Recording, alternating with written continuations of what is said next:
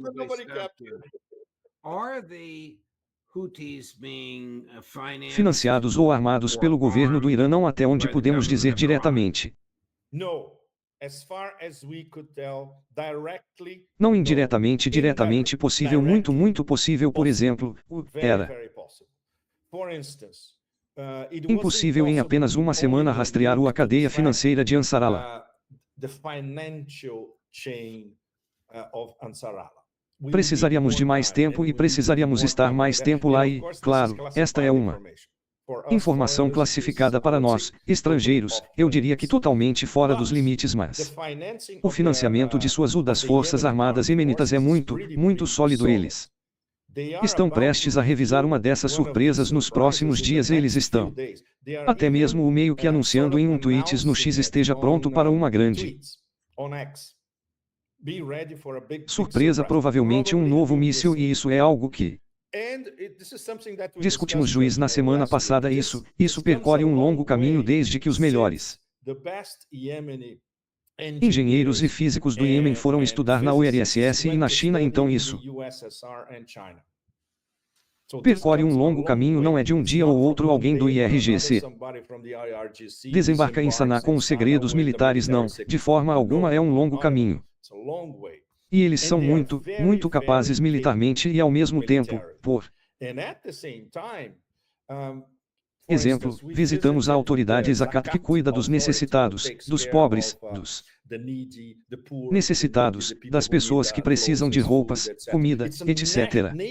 É um sistema nacional, onde as pessoas se registram com um cartão digital e têm acesso a serviços sociais e, se estiverem em apuros, também têm acesso à comida. Então é um sistema muito sofisticado, mesmo para um país muito, muito pobre, naturalmente rico, mas como você mencionou, porque os sauditas estão essencialmente em guerra contra o Iêmen desde a década de 1960, um dos membros do Alto Conselho Político deu a ele uma data exata, na verdade, 1967, e a guerra, em 2015, nós meio que estávamos na África do Sul exatamente 10 anos após o início da renovada guerra saudita contra o Iêmen, com aquela famosa coalizão dos dispostos liderada pelos sauditas com os emiradenses, também com os Estados Unidos liderando por trás, e o planeta saudita nunca mudou. Eles têm os Wahhabitas da família saudita. Eles odeiam o Iêmen com uma vingança, porque sabem que o verdadeiro islamismo é a pureza do Islã está no Iêmen, não está na Arábia Saudita de forma alguma. Você sabe que é o ódio dos novatos contra a velha aristocracia em termos da Arábia como um todo. Você sabe então, e isso vai ser pior, isso vai continuar. E uma das conversas que tivemos nos últimos dias, o envolvendo esse acúmulo militar em Diego Garcia, eu estava falando com Larry no começo da semana, o juiz, sobre isso. Isso pode ser, na pior das hipóteses, não direcionado contra o Irã nos próximos dias e semanas, poderia ser direcionado contra o IMA, como você sabe, o prelúdio de um massacre de um Estado terrorista. Massacre de terrorismo contra a liderança de Ansarallah e o povo iemenita como um todo. Esperamos que este não seja o caso, mas este é um cenário muito plausível. Para os próximos nos últimos 10 dias, o secretário de Defesa americano negou que a discussão sobre os planos de bombardear o Iêmen o foram classificados. Se gabou de que o efeito do bombardeio foi bem sucedido, disse o povo taiwanês que os Estados Unidos o defenderiam militarmente Taiwan contra a China continental. O secretário de Defesa sabe o que diabos ele está fazendo, não? Ele não sabe julgar, e eu sinto muito dizer que um palhaço que você conhece continua se gabando de que ele faz 1 milhão de flexões por minuto e tem uma tatuagem de kafiru no braço. Você não pode levar uma pessoa assim a sério. Ele é uma piada, ele é um palhaço. E suas intervenções no Signal Gate provam que ele é um palhaço que não tem ideia do que está falando, especialmente sobre tudo relacionado à Ásia Ocidental. Como eu queria que porque posição muito poderosa como eu queria que o presidente Trump tivesse um chefe de ser naquele trabalho que advertisse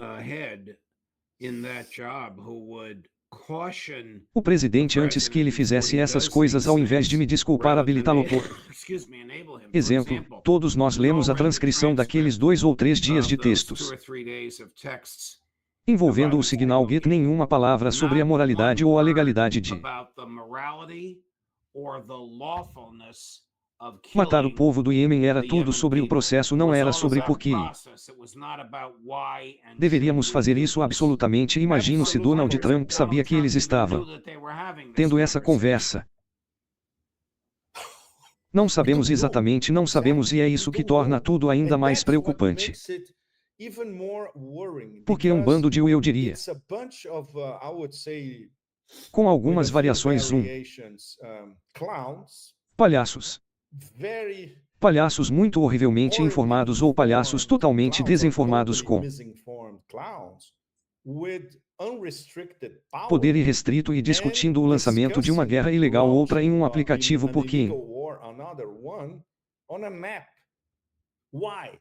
em suas próprias palavras, porque precisamos enviar uma mensagem, porque podemos, porque somos a única superpotência e porque precisamos enviar uma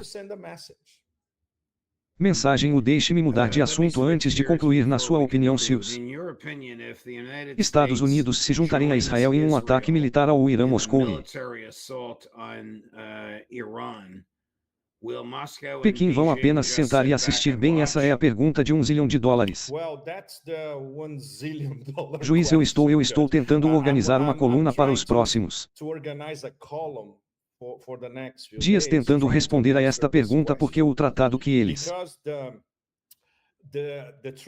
assinaram no final de janeiro em Moscou, a parceria estratégica entre o Irã e Rússia, não é uma aliança militar de forma alguma, mas ao mesmo tempo estamos falando sobre os 3 tijolos principais. Vamos excluir a Índia, o novo triângulo de Primakov, que costumava ser a Rússia, China e Índia na época de Primakov, ex-ministro das Relações Exteriores, fim do milênio. Agora o novo triângulo de Primakov é a Rússia, China e Irã. Então um ataque de um desses tijolos de cima Irã, do ponto de vista da Rússia e da China, é inadmissível que o vice-ministro das Relações Exteriores, Sergei Ryabkov, que eu tive a honra de conhecer pessoalmente o ano passado, disse no início desta semana, é essencial. Ele disse que se houvesse um ataque como esse, as consequências para a região seriam catastróficas. Então isso, em termos de diplomacia russa, significa que o inferno vai se soltar e obviamente a Rússia não vai ficar sentada, porque o Irã, de um ponto de vista chinês, é uma questão de segurança nacional, como um fornecedor de energia e como um canal da iniciativa do cinturão rodoviário das novas estradas doentes através da Ásia Central e Ásia Ocidental. E a Rússia agora com esta parceria extremamente sofisticada, que também é tão geoeconômica, porque inclui o Corredor Norte-Sul, e os 3 membros do Corredor Norte-Sul são Rússia, Irã e Índia. 3 tijolos. Então se houvesse um ataque como esse, para o momento, juiz, há um enorme blá blá blá, ninguém sabe do que estão falando. Desculpe, estarei no Irã em um mês e estarei reportando de Irã em um mês, e então eu quero obter a posição iraniana em detalhes. No momento, o que temos é pura especulação. Por exemplo, certo, os sionistas dizendo que haverá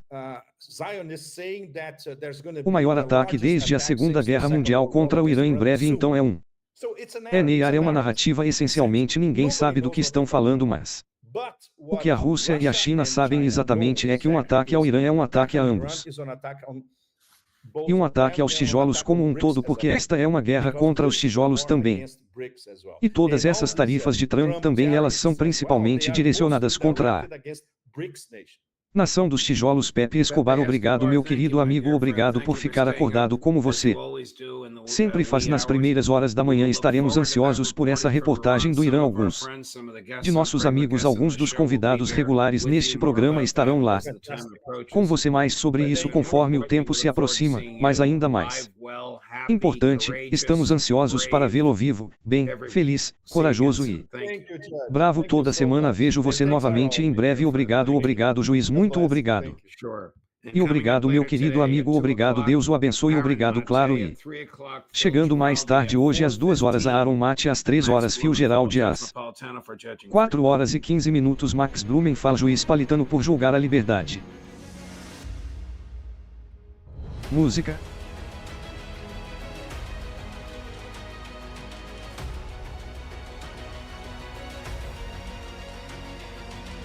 Música.